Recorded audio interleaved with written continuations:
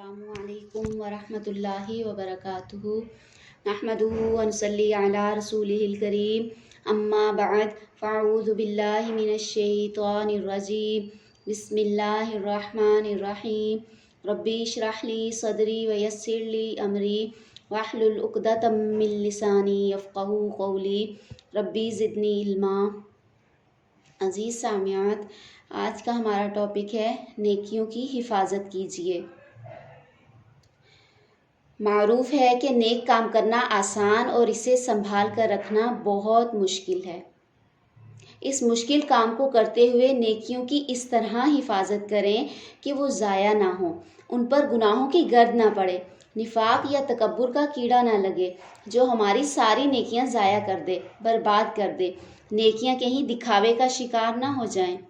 इसलिए हमें चाहिए कि ऐसे बड़े बड़े गुनाहों से बचें और कोशिश करें कि दूसरों की बुराई ना करें। अल्लाह ना करे कि हमारी नेकियां किसी और के खाते में चली जाएं और हमें ख़बर ही ना हो।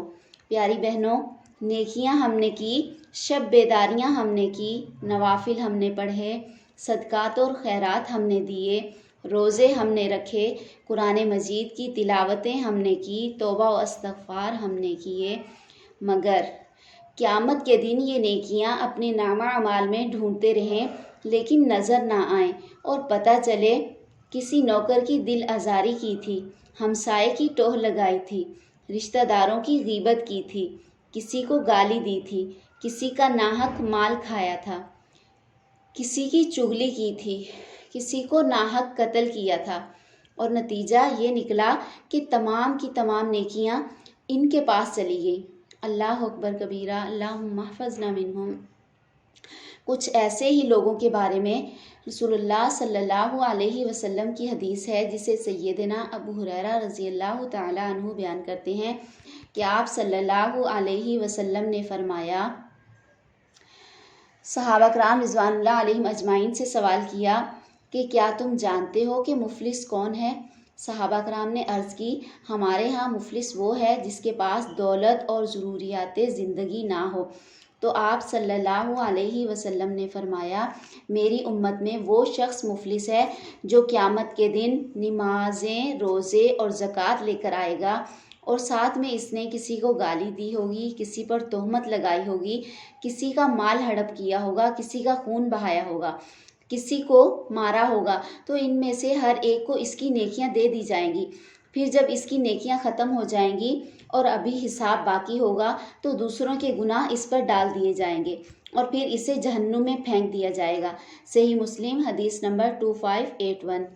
इसी तरह इंसान की तबीयत है कि इसे किसी नेक अमल का पता चलता है तो बहुत जोशो खरोश से वो काम करना शुरू कर देता है, दिल जमी के साथ इस नेक काम को करता है, मगर आहिस्ता आहिस्ता जब इसका इस नेक काम से दिल भर जाता है और फिर इसको एक और नेक काम का पता चलता है तो अब वो नेक काम को छोड़कर दूसरा काम करना शुरू कर देता है। फिर कुछ दिन इसका जोशो जुनून चढ़ा रहता है, यहाँ तक कि एक और नेक काम का पता चलता है, अब वो दूसरा काम छोड़कर तीसरा काम शुरू कर देता है। ये तर्ज अमल तो नेकियों को परवान चढ़ाना ना हुआ। इसको हम एक और मिसाल से समझते हैं। एक बाग है, इसमें हमने पौधा लगाया, उसकी खूब हिफाजत की, जब वो हरा भरा हो गया तो आपने एक और पौधा लगाया। अब दूसरे पौधे पे इतनी तवज्जो हो गई कि पहले वाले से बिल्कुल लापरवाह हो गए और इसको नज़रअंदाज कर दिया। अब इसे ना पानी देते हैं आप और ना खाद और ना ही देखभाल करते हैं तो वो मुरझा जाएगा। और अगर आपका यही तरीका रहा तो कभी भी मुकम्मल बाग नहीं बन सकेगा।